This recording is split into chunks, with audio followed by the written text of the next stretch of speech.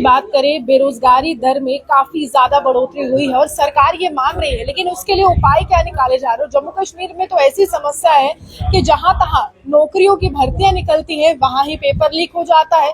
और अगर paper leak ना हो तो बच्चों को उम्र की सीमा इस तरह से हो जाती है कि कोरोना काल में भी उस तरह से व्यवस्था नहीं थी कि इनके एग्जाम कंडक्ट करवाए जाए, और अब उम्र ज्यादा हो गई है, ओवर एज हो गए हैं और सरकारी नौकरी का सपना देखना कहीं ना कहीं टूट सा गया। कुछ युवा मेरे साथ है, क्या परेशानी क्या आ रही है? देखो, जो ऑनगोइंग कांस्टेबल जेके कांस्टेबल की पोस्टें रिक्रूट हो रही है, उसमें मसला ऐसा आ रहा है कि सबसे पहले एक बात, ये 8 साल के बाद ये रिक्रूटमेंट होने जा रही है जेकेपी कांस्टेबल। 8 साल के बाद हो रही है। जो बच्चे इसके लिए पिछले 8 सालों से इंतज़ार कर रहे थे, वो बच्चे पिछले 8 साल पहले इसमें 22, 23, 24 साल के थे।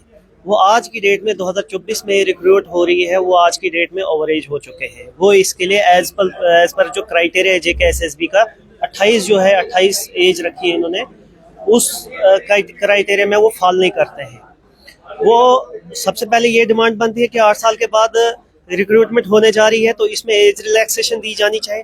दूसरा ये है कि पूरे देश के अंदर, पूरे यूटीज के अंदर, पूरे स्टेट के अंदर कोविड के कारण एज रिलैक्सेशन दी गई।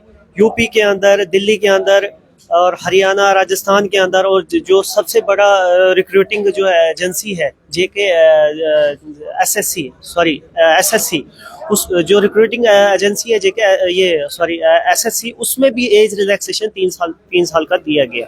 और साथ में जो हमारी यूटी, जो हमारी नेटिव यूटी है लद्दाख में भी अभी रिसेंटली वहाँ पे होम डिपार्टमेंट की जो वैकेंसी रिक्रूटमेंट हो रही है, हुई, उसमें भी वहाँ पे कोविड के कारण जो है एज रिलैक्सेशन 3-3, 4-4 साल का दिया गया। ये बड़ी अफसोस की बात है पूरे देश के अंदर।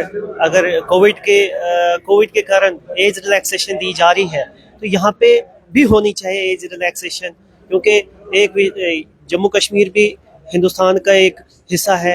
एक देश में एक विधान, एक संविधान, एक प्रधान, एक निशान है। रहेगा कि कितने युवाओं का भविष्य इस एज रिलैक्सेशन पर निर्भर करता था और कितने सालों की तैयारी थी, कितना इंतजार कर रहे थे आप लोग, और अब आपको ये मांग उठानी पड़ रही है कि कोई तो हमारी गुहार सुने। देखो, पिछले 8 सालों से जो बच्चे, लगभग आज की डेट में अगर देखा जाए बेरोजगारी जो है चरमों पे है, तो पिछले कोई 8 साल के बाद ये रिक्रूटमेंट होने जा रही है। जो स्पेशली इस कांस्टेबल वैकेंसी के लिए, जो कांस्टेबल पोस्टों के लिए जो तैयारी कर रहे थे बच्चे, वो आज की डेट में ओवरेज हो गए हैं। ऑलमोस्ट उनकी जो संख्या है वो 4 लाख के आसपास है। हाँ, तो 4 लाख का मैं बोलता हूँ कि सरकार को, बाकी जो अभी जो एनसी गवर्नमेंट ने अपनी जो है मैनिफेस्टो में 1 लाख की रिक्रूटमेंट का वादा किया है, मैं चाहता हूँ कि वो 4 लाख जो है बच्चे, कहीं ना कहीं उस चीज़ का भी अपॉर्चुनिटी को मिल जानी चाहिए, उनको एज रिलैक्सेशन मिलनी चाहिए। अब इसको लेकर किसी अधिकारी से मिले हैं?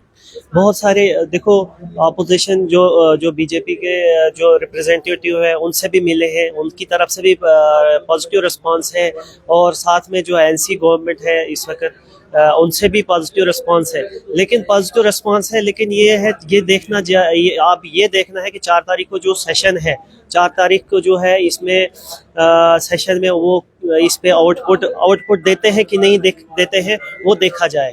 परेशानी क्या हो?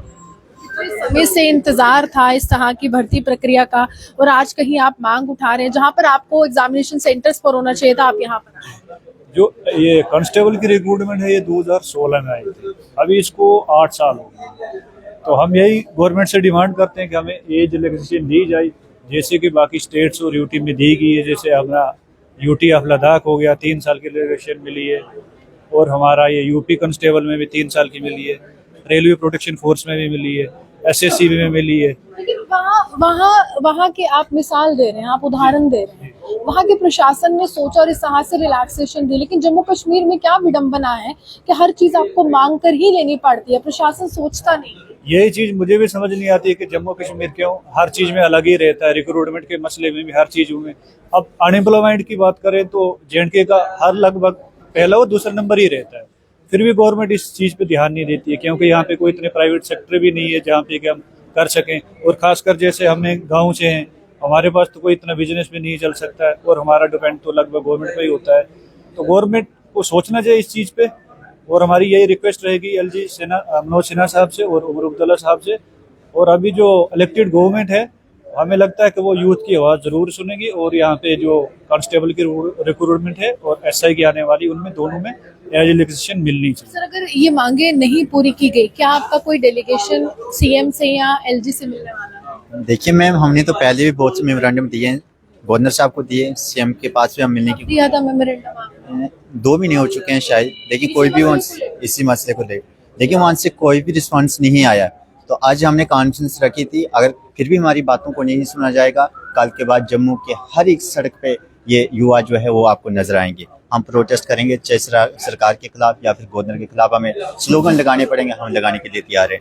देखिए, प्रदर्शन ही आखिरी विकल्प है, क्योंकि यहाँ पर एकमात्र वो नौकरी जिसका सपना ये लोग काफी लंबे समय से देख रहे थे, तैयारियां कर रहे थे, लेकिन कोरोना काल ने हर एक मेहनत पर पानी फेर दिया। समय पर जो है परीक्षाएं नहीं हुई, भर्ती प्रक्रिया नहीं, और उसके बाद आज एक मांग या फिर एक अपील जो है तमाम युवाओं के द्वारा की जा रही है कि चाहे वो चीफ मिनिस्टर हो, चाहे वो एलजी हो, इन युवाओं की गुहार जरूर सुननी चाहिए, क्योंकि इन्हीं से जम्मू कश्मीर का भविष्य जो है वो जुड़ा है। अगर ये युवा आगे बढ़ेगा तो जम्मू कश्मीर का भविष्य बिल्कुल आगे बढ़ेगा। लेकिन सोचने वाली बात यह है कि मांग क्यों उठानी पड़ती है? क्या खुद सोच जम्मू कश्मीर के प्रशासन को नहीं आती है कि इनके लिए पहले ही कुछ कर दिया जाए इंसानियत के तौर पर? आप हमारे सामने देखते हैं जम्मू से।